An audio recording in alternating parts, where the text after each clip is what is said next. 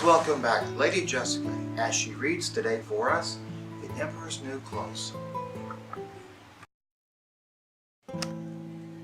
Today's story we have The Emperor's New Clothes by Hans Christian Andersen. Many years ago, there was an emperor who was so excessively fond of new clothes that he spent all of his money on them. He cared nothing about for his soldiers, nor for the theater, nor for driving in the woods, except for the sake of showing off his new clothes. He had a costume for every hour of the day, and instead of saying, as one does about another king or emperor, he is in his council's chamber. Here, one always said, the emperor is in his dressing room. One day, two swindlers came to visit the town. They gave themselves out as weavers, and they said they knew how to weave the most beautiful stuffs imaginable. Not only were the colors and patterns unusually fine, but the clothes that were made of the stuffs of peculiar quality, of becoming invisible to every person who was not fit for the office he held, or if he was impossibly dull. Those must be splendid clothes, thought the emperor. By wearing them, I should be able to discover which men in my kingdom are unfitted for their posts. I shall distinguish wise men from the fools. Yes, I most certainly order some of that stuff to be woven for me. He paid the two swindlers a lot of money in advance so they might begin their work at once.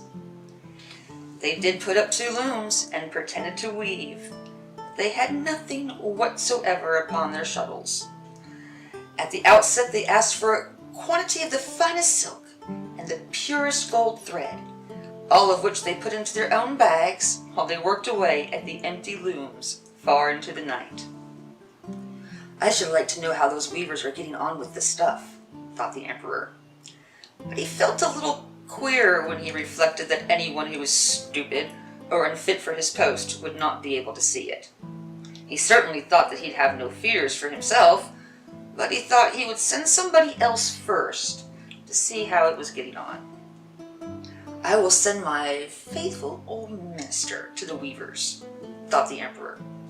He will be able to see how the stuff looks, for he is a clever man, and no one fulfills his duties better than he does. So the good old minister went to the room where the two swindlers sat working the empty loom. Heaven preserve us, thought the old minister, opening his eyes very wide. Why, I can't see a thing. But he took care not to say so. Both the swindlers begged him to be good enough to step a little nearer and asked if he did not think it was a good pattern and beautiful coloring. They pointed to the empty loom, and the poor minister stared and pretended to see the cloth.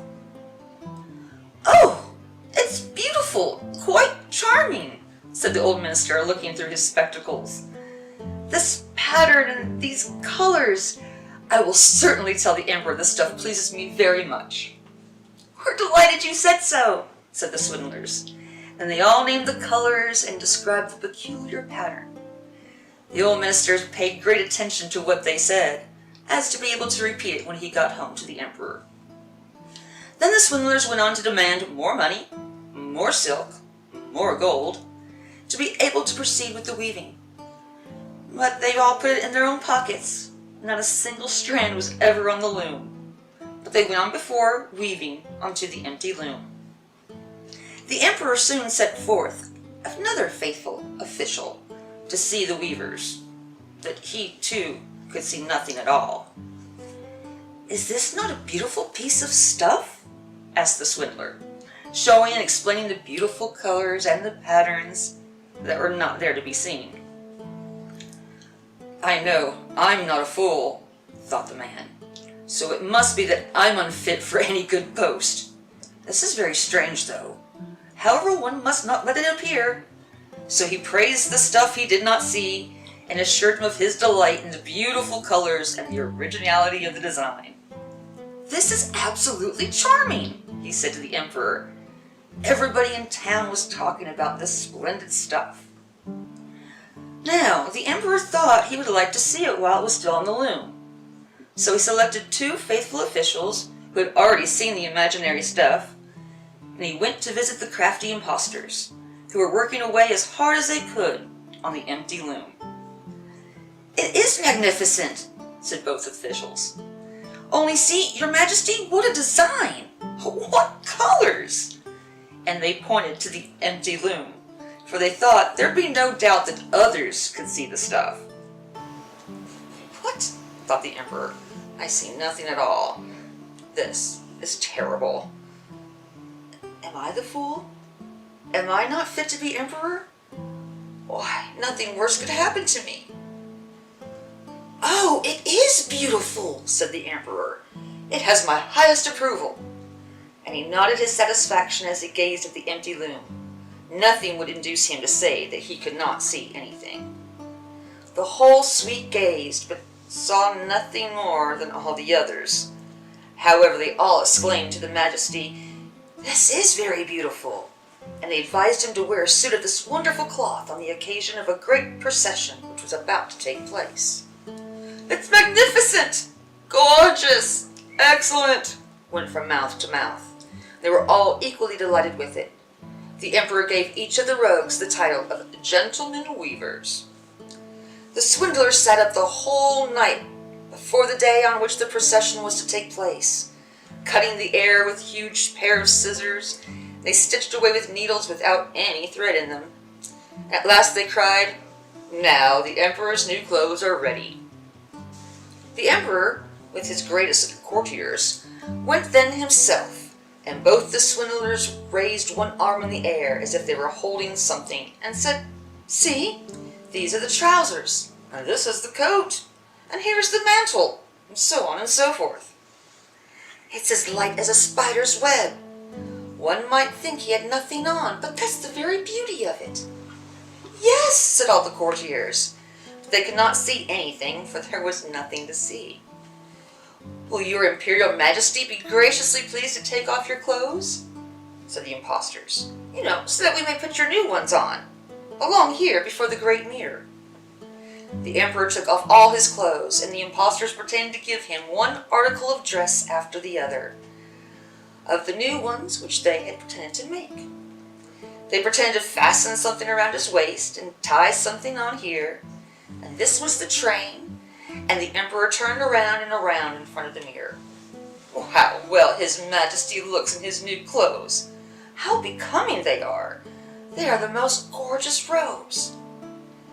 "The canopy is waiting outside, which is to be carried over your Majesty in the procession," said the master of ceremonies. "Well, I am quite ready," said the emperor. "Don't the clothes fit well?" And he turned around again in front of the mirror so that he could seem to be looking at his grand things. The chamberlains who were to carry the train stopped and pretended to lift it up from the ground with both hands, and they walked along with their hands in the air. They dared not let it appear they could see nothing. The emperor walked along in the procession under the gorgeous canopy. Everybody in the streets, the windows exclaimed from high, "How beautiful the emperor's new clothes are! What a splendid train! And they fit to perfection!"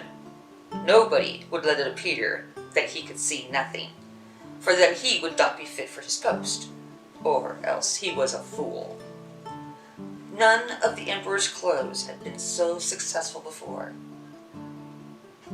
"But he has nothing on," said a little child. "Oh, listen to the innocent," said its father. And one person whispered to the other what the child had said. "He has nothing on. A child says he has nothing on." "But he has nothing on!" cried all the people. The emperor writhed, for he knew it was true, but he thought, procession must go on now. So he held himself stiffer than ever, and the chamberlains held up the invisible train. The end.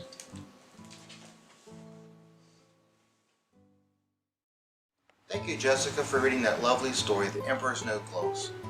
Please don't forget to hit the subscribe button and ring the bell. Thank you very much. Bye-bye.